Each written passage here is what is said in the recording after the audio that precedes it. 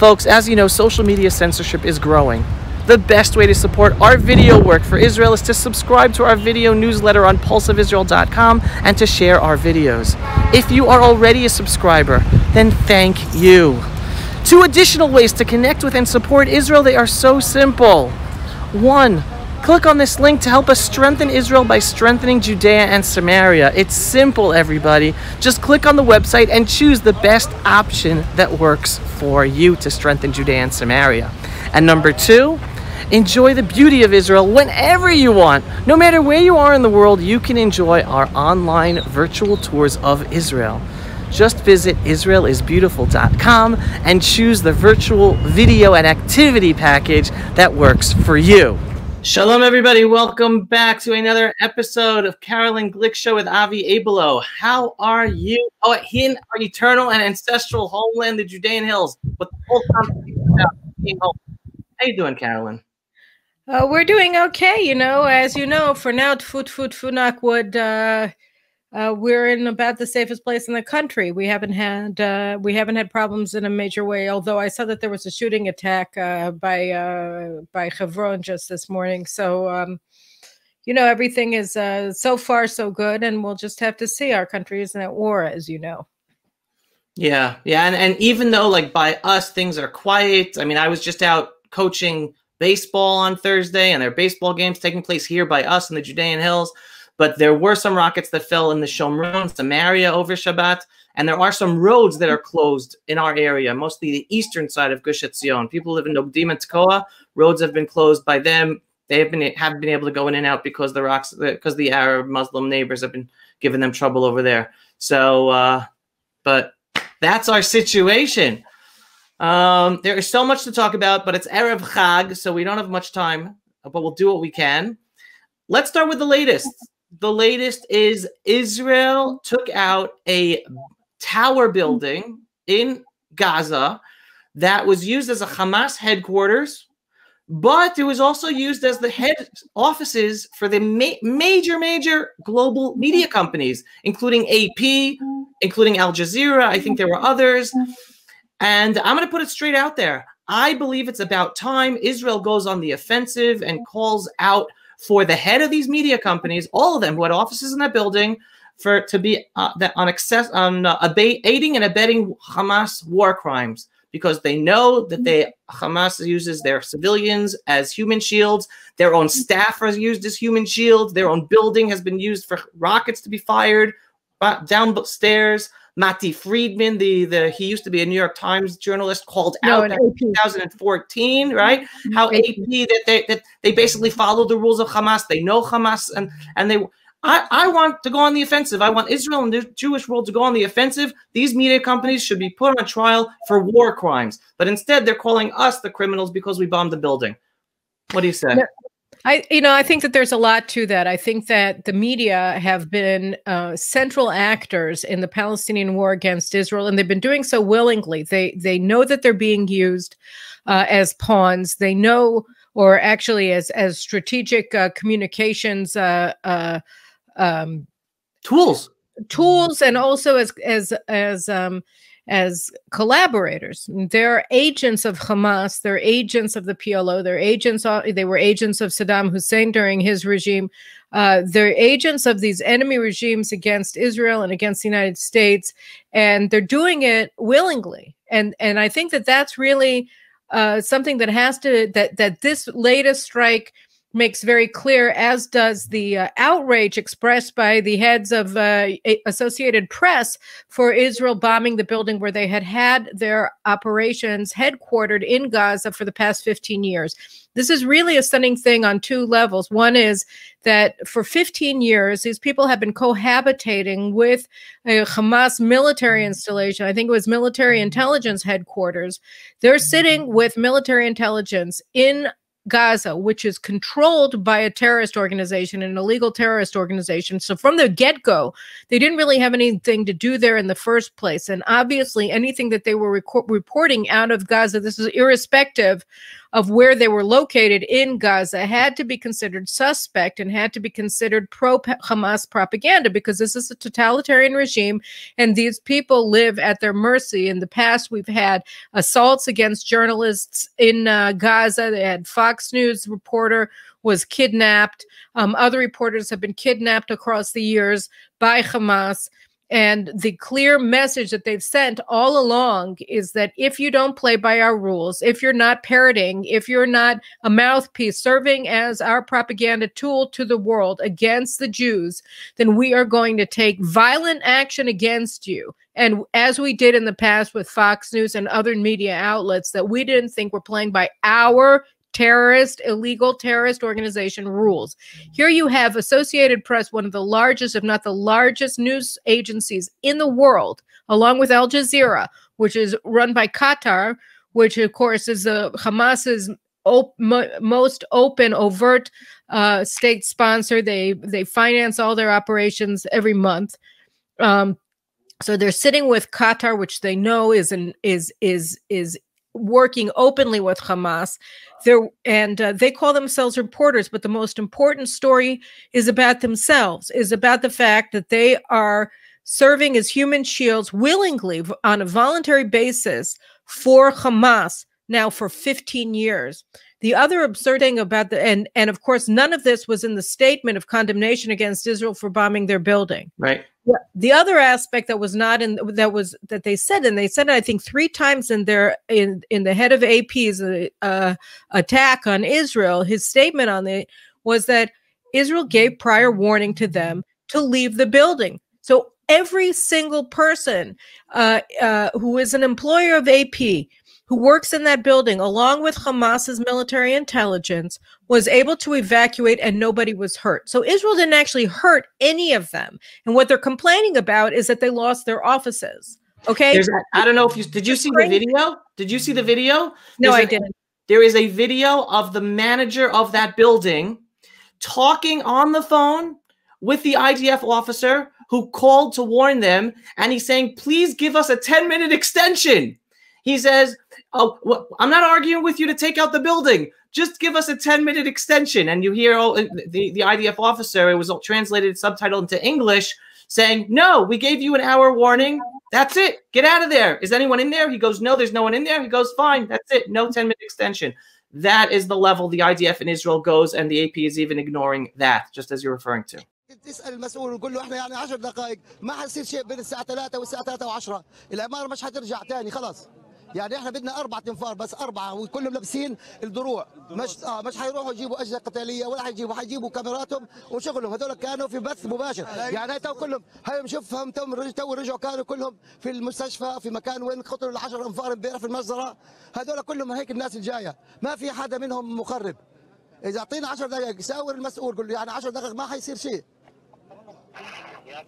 اتفضل يدخل العماره ولا واحد صار على الناس احنا محترمين رايكم يا عمي احنا ما بنقول لكم بدنا نيجي غصب عنكم اعطينا 10 دقائق لا اخوي ليش 10 دقائق القيت احنا صار لنا ساعه بالنسبه للناس بدنا انه الناس يرجعوا للعماره للبرج بدنا خطر من شانهم مش من شاني هذا حياتهم مش حياتي بقول احنا الا نتجادل معك الا 10 دقائق لو في ال10 دقائق سمحت لنا نروح كان راحوا جابوا الاجهزه تاعتهم ورجعوا يعني احنا مش باكين على الجهاز خلاص انت بدك تسويه سويه احنا يعني تعب عمرنا كله راح باتنا ذكرياتنا حياتنا ضيعتوها بدك تتكلمني هالوقت على كاميرا ما بدي احكي على كاميرا خلاص ما بدي اللي بدك اسويه انا حسكر واعمل اللي بدك اياه في رب كبير تفضل يا ابا صل على النبي اللهم صل على سيدنا محمد لقيت في ناس بالبرج ولا لا لا ما في ناس لا ما في ناس لا ما في ناس لا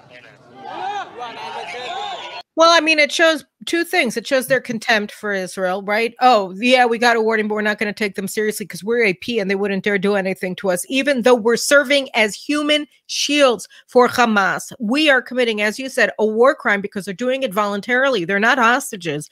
These people can leave Gaza at any time. All of their international journalists, they can all leave. So they're staying there voluntarily. They're working in an office, they're sharing an office building with Hamas military intelligence. intelligence, and they're acting in contempt for IDF, thinking that they can continue to protect Hamas and its assets by demanding an extension of 10 minutes to try to make the IDF look weak or to lose its will or whatever. And the other thing is that they have not reported the story of themselves. For 15 years. They've been presenting their news from Gaza as actual fact when all it is propaganda. And then again, Israel didn't hurt them. So all of these things taken together show that AP is a terror, it's not that they're hiding or that they're giving biased coverage. No. They are a terror asset. They have been working as a terror asset, and it also paid the concept that there's any free reporting in Gaza. And it shows, I think, the very sick pathological nature of the Western media today, that they're so willing to serve as allies, as collaborators, as partners for terrorist organizations. This goes up and down the chain of the AP and AFP and other news agencies that have been caught over the years openly collaborating with Palestinian terrorists as they launch war against Israel. They are their propaganda arms. They are like a unit, an auxiliary unit of Hamas, because they are pretending that they are reporting news, and what they are actually doing is serving as human shields voluntarily for Hamas to undermine Israel's war effort, and two, they are publishing as fact Hamas propaganda to the world. I want to take this point and turn it on the positive for a second, because we've had this conflict with Gaza for decades, right? We're closing on 20 years of rockets from Gaza, and it's gotten worse and worse over the years. Right. This is the first time Israel is taking serious attack steps to hurt Hamas, and has the guts to even hurt a building that has media company offices in it. In no other round of Gaza Hamas violence against us did the Israeli leadership have the guts to take steps like this. I'm a big believer that the Ramatkal Kochavi, the chief of staff, he is the first Ramatkal, the first chief of staff we have in decades who talks about victory. I'm sure he has a big part to play in this. What else do you believe has changed within Israeli leadership that is allowing us to finally be taking these bold and necessary offensive steps, that a lot more is necessary, but it's still much more than we've done over 2 decades? I think the main thing is that the Israeli public has just had enough of this. You know, we were obviously lied to. Most of us didn't believe it, but the most influential people in Israel did, by Ariel Sharon in 2003, 2004, 2005, in the lead up to the expulsion of the Jews of Gaza and the withdrawal of all Israeli forces to Gaza and the transfer of control over the international border with Gaza to the Palestinians themselves. So that, you know, everybody warned that Hamas that was going to transform Gaza as soon as we left into a new Afghanistan, that it was going to become a terrorist state, that we were going to have it was going to be transformed from a tactical nuisance that it had been from 1967 to 2005 into a strategic threat. And we're seeing that every single warning that was given, and there were so many, and to Sharon and to all of his political partners, were borne out in spades immediately, and it's only gotten worse in intervening years. You know, in a way, reality has really collapsed our whole strategic concept of Gaza, which was that, you know, we could deter them by showing them, you know, just how strong we are, that they were, that they weren't going to be, that the threat that they posed to Israel was never going to be this big. But what we found is that not only were they able to massively increase their capabilities, their technological capabilities. You know, they said in 2018, Ismail, no, not Ismail Haniyeh, I'm sorry, the name escapes me. Their terror boss, the head of their military operations in Gaza, said that in 2018, that in the next round of war, that they were going to be able to shoot off more missiles in 5 minutes, and they shot off the entire war in 2014. And he proved himself to be correct this week. He's absolutely right. They were able to shoot off over, I mean, I don't know if it's more than the total that they did in the entire war, but they shot off nearly 200 rockets in 5 minutes at Ashkelon. They've shot off over 2,000 rockets at Israel in a week. They've been shooting off hundreds and hundreds and hundreds of rockets into Israeli population centers every single day. So I think, you know, their capabilities have massively expanded. They've been working to try to overwhelm the Iron Dome. But Israel also has massively increased our capabilities, as we saw with the bunker buster missiles that Israel used to destroy their so-called metro, which is their underground tunnels apparatus that they use not only to enter into Israeli territory, but also to organize their troops, to muster the troops for attacks against Israel. And so that was sort of a seeming to be a rather amazing feat that Israel undertook the night between, I think it was Tuesday and Wednesday of this week, where they, in a feint, Thursday and Friday. What was Thursday and Friday? Okay, I don't know. I've lost track of time, but I know, crazy week. But the point is just that we have had this. On the other hand, what Hamas has also done is that they've shown a capability, which is an existential threat against Israel, which is to light up the Israeli Arab street and really get hundreds and hundreds and hundreds of Israeli Arabs to join in the war against Israel. And I think the most fundamental shift that we've seen in the past week is that for the first time since 1947, Israeli Arabs are taking the lead in the war against Israel by carrying out pogroms. I mean, there's no other word that suits what they've been doing in mixed Israeli Arab cities, in Akko, in Lod in particular, but also in Jaffa and in Haifa and in Jerusalem, of course, and in Beersheba, in the Negev.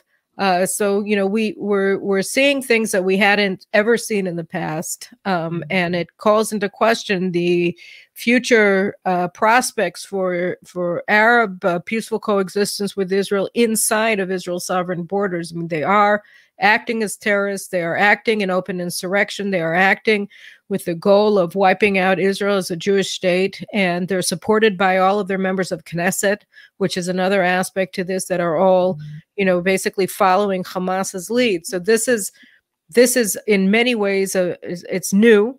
It's collapsed a lot of the concepts that have been sort of the Israel's strategy for contending with the Palestinians have been based on, at least for the past generation. So, you know, we have a lot of strategic rethinking that we have to do. And I think that to answer, this was a very long answer to your question, what's different here? I think it's that the government recognizes that the Israeli public is simply not going to accept anything short of the destruction of Hamas as a military factor, and also its ability to operate inside of Israel. I surely hope so. And for those people watching who are not familiar with everything going on in Israel from the Arab Muslim Israeli citizens, in addition to everything you, Caroline, were just saying, even in the Negev and the Galil, the north and south, not mixed cities, but in Jewish communities that are near Arab villages, they have been terrorizing the Jewish towns. Yeah. Police have closed off roads because it's dangerous for Jews to travel. They've been stopping the Jews from going in and out of the Jewish communities because they're not able to protect them because of all the violence and the road violence that the neighboring Arab villages are doing to their neighboring Jewish villages, whether stonings or burnings on the road. It's something that Israeli Jews are totally shocked. And the point that I've been taking this to, I mean, this is something I've been talking about for years, and I actually heard this. I heard this, if you're familiar with the lecturer and historian Gershon Bar Kokhba, he actually uses this terminology. I remember being at a lecture. He spoke to us when I was in reserve duty. And he said, people don't understand. We are in the 74th, now it's the 74th year of the War of Independence. That war never ended. The Arab Muslim world, they're not all Arab Muslims, right? And there are some Arab Muslim countries that are now in good relations with Israel, but the Arab Muslim world still has the desire to destroy Israel that they started even before 1948. So the Independence War never ended. It's not that each war is a new war. Each operation is a new operation. It's still the continuation. And for many Israelis, this has finally come to light because of the shock in seeing so many Israeli Arab citizens who are the most blessed Arab Muslims in the Middle East living in Israel with all the freedom and equality, regardless if they're Sunni, Shiite, gay, female, right? It's unimaginable how blessed they are to live as citizens of Israel. And here they're going on this uprising. So the final point I wanted to make, though, and again, we got to get ready for Chag, but I wanted to touch upon the growing anti-Semitism, because you know me, Caroline, I'm like you. I try to go on the offensive. It's not about the defensive, just trying to explain, trying to take the reality and take people to the next step on the offensive. And the offensive is what we're going through now is the Arab-Muslim desire to destroy the state of Israel. That's always existed. It's not about the Temple Mount. It's not about Shimon HaTzadik, Sheikh Jarrah. It's not about settlement. It's not about an occupation. It's about the basic desire to destroy the state of Israel. And yet, here we're seeing a growth of anti-Semitism on the streets. And what I'm saying, I'd love to hear what you say, is that Palestine is the biggest global anti-Semitic movement in all of history. And Jews in London and Los Angeles and Paris and Toronto and New York, they have no clue that by not standing with Israel, they're allowing the growth of this boogeyman anti-Semitism called Palestine to be impacting their lives and making life worse for them as well. What are your 2 cents? Look, I think that, it's very important, first of all, for Israel, we're starting to get our bearings. And what you were talking about is the besieging of Jewish towns in the Galilee. We have full areas that are besieged, and the army simply has to be called up. We haven't had a situation where the army has been used inside of sovereign Israeli territory for many years, but there's nothing to do. The police don't have the forces to secure the highways. If they want to deputize reserve forces as police, if that's what they want to do, I don't care what the legal mechanism is. And a lot of people have been saying this, and I know that it's on the table of the government, and they're trying to move forward with it, because we cannot have a situation in the Negev where pilots are unable to get to their air bases because the Bedouins in the Negev have destroyed the roads, the highways going to our major air bases. We can't have a situation where Jews in towns in the Galilee can't leave their towns because they're besieged by their Arab neighbors. This is just an unacceptable situation. This is another reason that we have the army, and the army is going to have to come in and secure the roads. This is a strategic threat as well. All aspects of what the Arab Israelis are doing today is a strategic threat to Israel's very existence, and we have to. And we have to be able to contend with it. So I think it's very important for people to understand that from a physical level, we've never faced this kind of insurrection from our Israeli Arab neighbors, or we have in the past, but it hasn't been to this level since 1947, when the Israeli Arabs, or the Arabs who were living in the land of Israel before Israel became a state, responded to the UN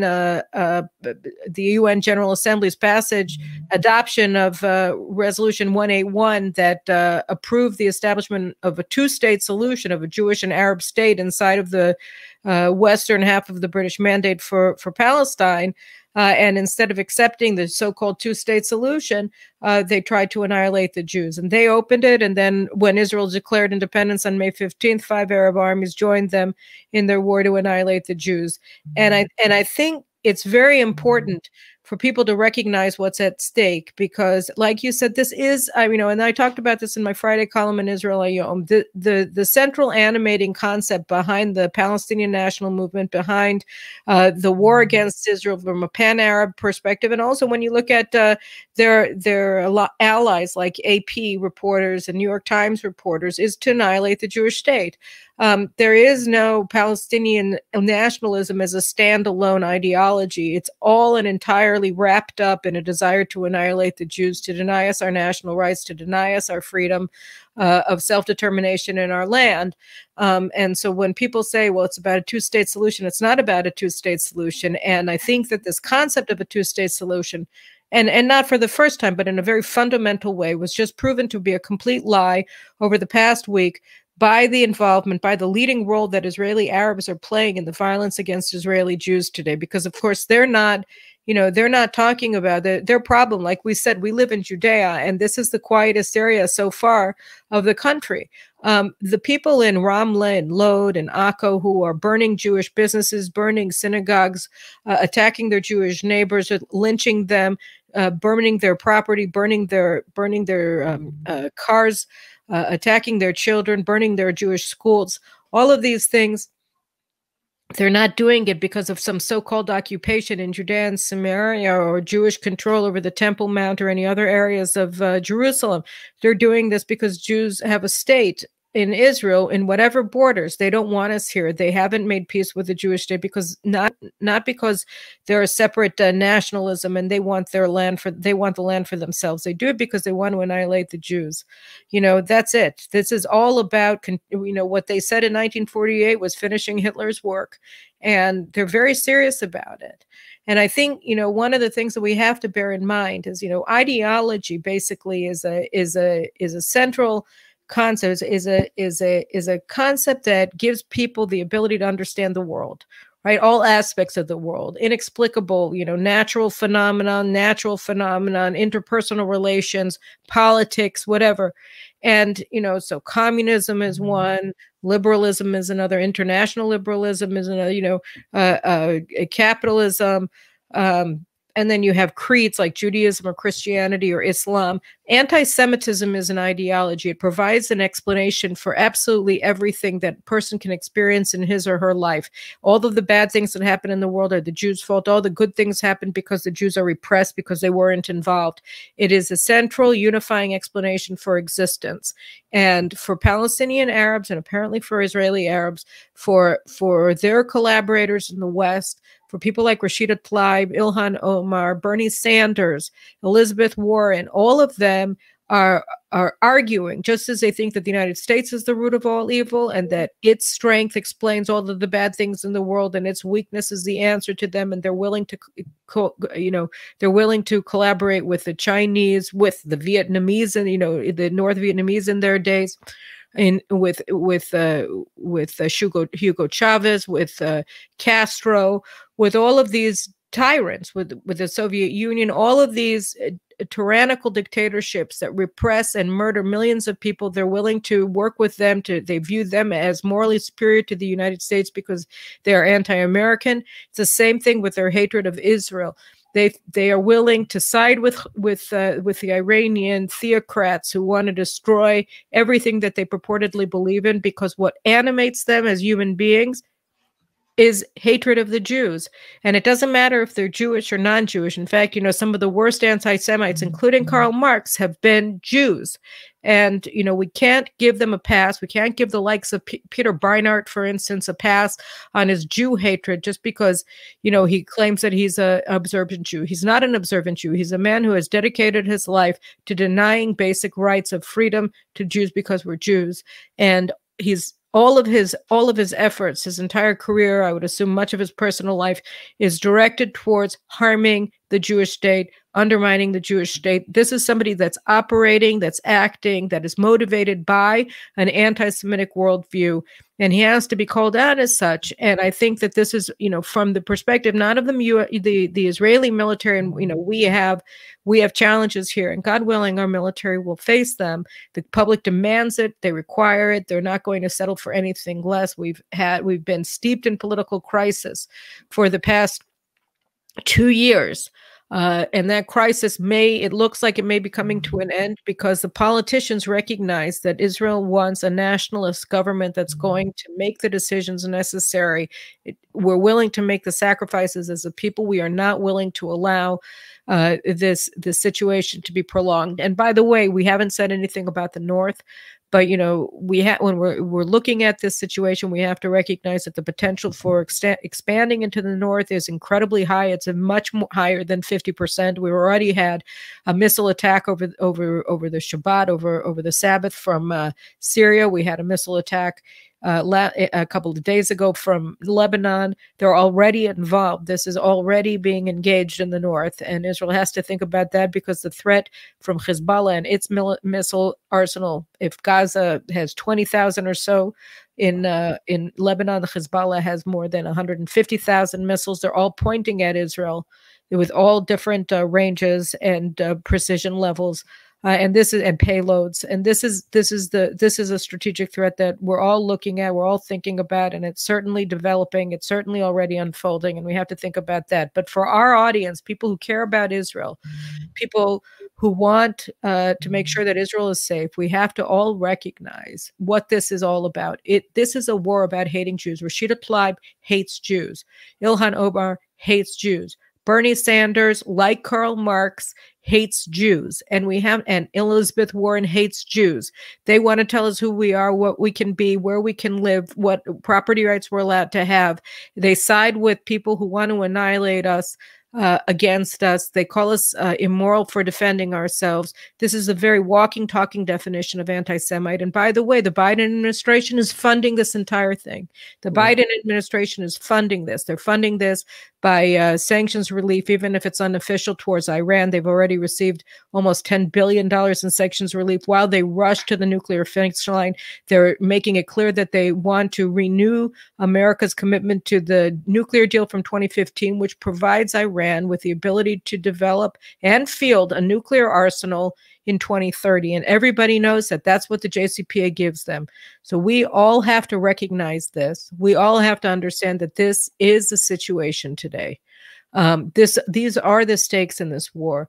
The people who hate Jews and who want to annihilate the Jewish state, and by the way, want to attack and lynch Jews in Brooklyn, in the Bronx, in Manhattan, throughout the United States, throughout Europe, they are anti-Semites too, and they cannot excuse their actions. In fact, the fact that they're trying to excuse their actions by saying that they're angry about what Israel is doing just makes it manifestly clear that anti-Zionism is anti-Semitism. It strikes against Jews wherever we are. Right, and I mean, you brought up Peter Beinart. Just a day or two ago, there was a letter of rabbinical students, conservative and reform rabbinical students, bashing Israel and blaming Israel, and everyone's asking, okay, what about the Jews? Yes, those Jews, they, in a sense, like Peter Beinart, they hate their proud Jewish identity, and they're creating a whole different type of Jew, and it's not a Jew. And it's sad, but those people are also enabling and supporting the anti-Semitism that they're going to get hit by it as well, just because they're still labeled as Jews, even though they're actively against us. It's just a very sad state. We have to, I think, with all of us now living in fear, that our Arab neighbors are interested in wanting to lynch us, wanting to kill us, wanting to burn our homes, burn our fields, burn our cars, burn our synagogues, burn our schools, burn our yeshivot, which is what they are doing in cities across Israel, right? Anybody who is siding with them, anybody who is showing any sympathy towards them is giving sympathy and supporting anti-Semitism. They are supporting the hatred of Jews. They are accomplices in this. They are bigots themselves, and it doesn't matter what their last name is, and it doesn't matter if they're rabbinical students and it only just shows how dangerous these streams of Judaism are becoming if these are the rabbis that they're putting out, and they should be ashamed of themselves. And the people who have to really be doing a cheshbon nefesh here and thinking about themselves and what they're doing, and and their relationship to the Jewish people are them. And Israel has, the only thing that we have to apologize for is that we've allowed this monster to grow in our midst, and we haven't taken the kind of action over the past 20 years that we should have in order to avert this.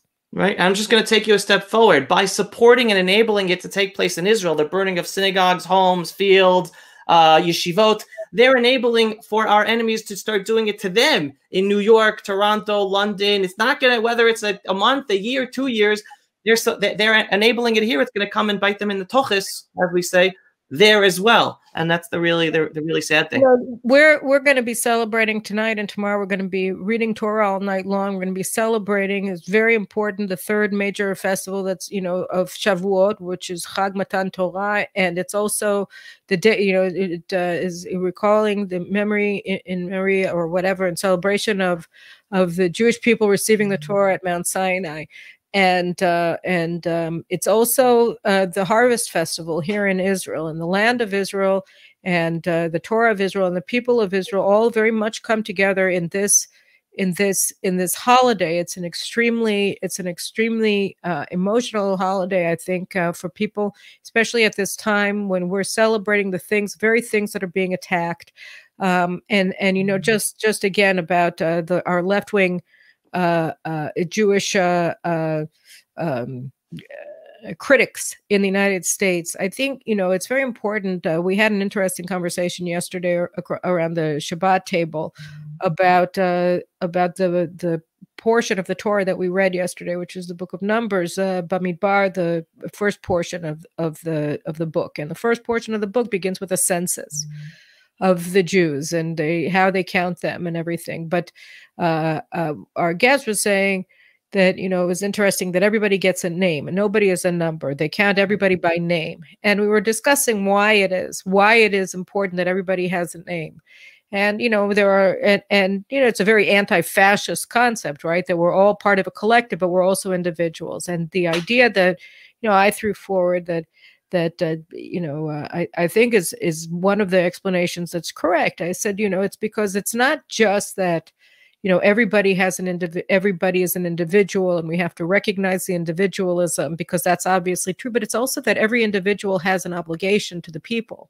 So it's not just that the people has an obligation to every individual, which is of course true, but it's also that we all have an obligation to the people because our survival as individuals is tied up with our survival as a people. So these people who claim to be rabbis in the United States, who are, rabbinical students who are condemning Israel for standing up for the Jewish state and for the Jewish people and for Jewish rights, whether in Sheikh Jarrah or in Lod, they are acting in opposition to, one of the central tenets of Judaism, and they should be ashamed of themselves. And I think that the holiday of Shavuot is a time for them to really think about what they're doing and what it means about them personally, because I think it speaks very ill of them and that they should be ashamed of themselves. And if they really were seriously committed to the Jewish people and to the Torah, then they wouldn't be behaving the way that they are, because it's dangerous and it's hateful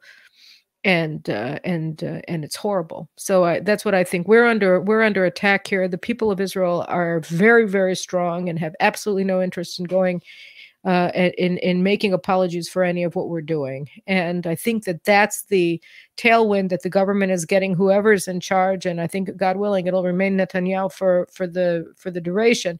And I think that people have to recognize that we care what they have to say in theory, but in practice, we have a country to defend, we have a country to preserve, we have a country to protect, and hopefully at some point in the future, they'll come to their senses and realize that what they've been doing has been horrible and that they have to change their ways. But we're here and we're not going to apologize for it.